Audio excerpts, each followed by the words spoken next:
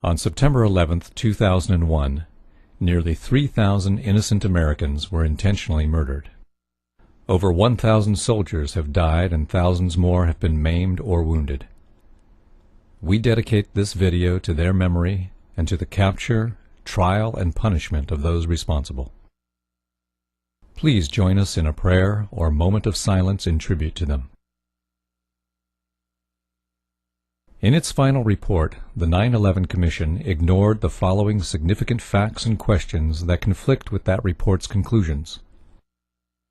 Why did a third skyscraper at the World Trade Center that was not hit inexplicably collapse? Building 7 at the World Trade Center was never hit by an airplane and had no significant fire. It was 47 stories high. It was constructed of steel.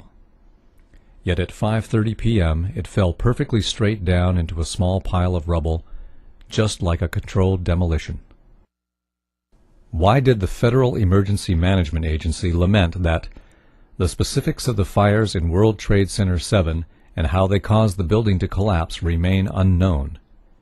Larry Silverstein, the leaseholder of Building 7 who collected insurance of $7 billion, is on tape saying he ordered the New York Fire Department to pull it, to destroy the building with explosives. In October of 2001, Scientific American told us that they just don't build them as tough as the World Trade Center. Considering that Meridian Plaza in Philadelphia burned fiercely for 19 hours yet never collapsed, how could the South Tower at the World Trade Center fall after burning less than 1 hour? How could the North Tower fall after burning only for 2? How could the jet fuel have caused the collapse when the Federal Emergency Management and other government agencies have stated that most of the jet fuel was gone in the initial fireball? Moreover, how could the fires have caused the collapse at all, since recent fire tests by Cardington found that a steel building survived fires in experiments with extreme temperatures beyond the range possible with jet fuel? Since the black smoke coming from the buildings means that the fire was oxygen-starved and could not have reached its maximum temperature of 1800 degrees Fahrenheit, and steel melts at a much higher temperature of 2500 degrees Fahrenheit, nearly 700 degrees hotter than the maximum temperature of the fire, how could cleanup crews have found melted steel in the basements? How could, days later, NASA satellite images show hot spots in the buildings that still exceeded the maximum temperatures possible? Explosives like C4, however, create temperatures of 3000 degrees Fahrenheit, which easily melt steel. Why did Fire Engineering magazine tell us that no steel building has ever been destroyed by fire, that the World Trade Center investigation was a half-baked farce? Why was all of the important evidence illegally destroyed, some before the investigation began? Why was $40 million spent to investigate Clinton's sex life while only $600,000 was spent on investigating the World Trade Center fires and subsequent collapse? Why did the entire 9/11 Commission spend only $15 million while expenditures on Clinton's lies exceeded $65 million?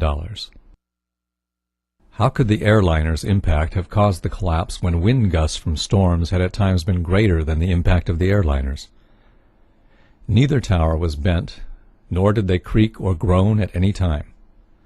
Firefighters said they seemed sound and reported that there were no fires they couldn't control. How could the building collapse at the maximum speed of gravity? Each floor hit should have slowed the fall, just as if you drop a steel ball from the roof, it would fall faster without resistance. This couldn't have happened without explosives placed inside the structure. How could the concrete encased in a steel-framed pan with 2 layers of carpet over it, riveted inside columns of steel beams, welded together in a network with steel bands, be pulverized? How could steel beams and clouds of finely pulverized concrete come shooting out of the buildings at hundreds of miles an hour, traveling all the way to New Jersey?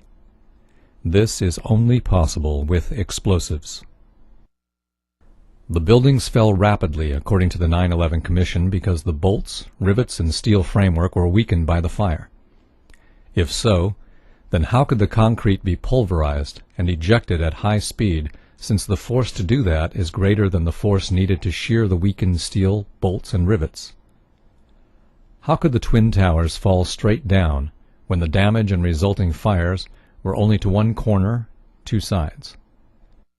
Only the tops of the twin towers should have fallen, and they should have fallen over, not straight down. In fact, the top of one tower did fall over onto Building 4, so there was no building weight to crush the floors below. So what caused the collapse of those floors? How could a hijacker find and hit the Pentagon whose flight instructor said, "I'm still to this day amazed that he could have flown into the Pentagon. He could not fly at all"? How could a pilot this bad have the flight controllers comment, "The steep turn was so smooth, it's clear there was no fight for control going on"?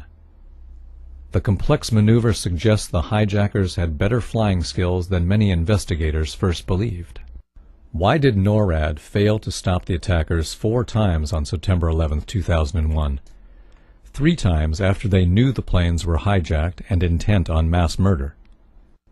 How could this happen when NORAD had successfully intercepted off-course and suspected hijackings 67 times during the year prior to 9/11, according to the Associated Press on August 13, 2002? Why did Condoleezza Rice lie that the U.S. had no idea that terrorists would use hijacked airliners when Richard Cheney was commanding war games on 9/11, chasing phantom hijacked aircraft? Why were our Air Force planes diverted from intercepting the real hijacked airplanes? Isn't it too much of a coincidence that the 4 hijacked aircraft had only 20% of their seats filled, while all other transcontinental flights that day had 70 to 90% of their seats occupied? Why did the New York Times not publish the results of a Zogby poll which showed that 66% of New Yorkers want the 9/11 investigation reopened? This poll also found that 49% thought that VIPs in the government knew ahead of time and let it happen. Thus the final report does or will not answer many important questions and has many inaccuracies.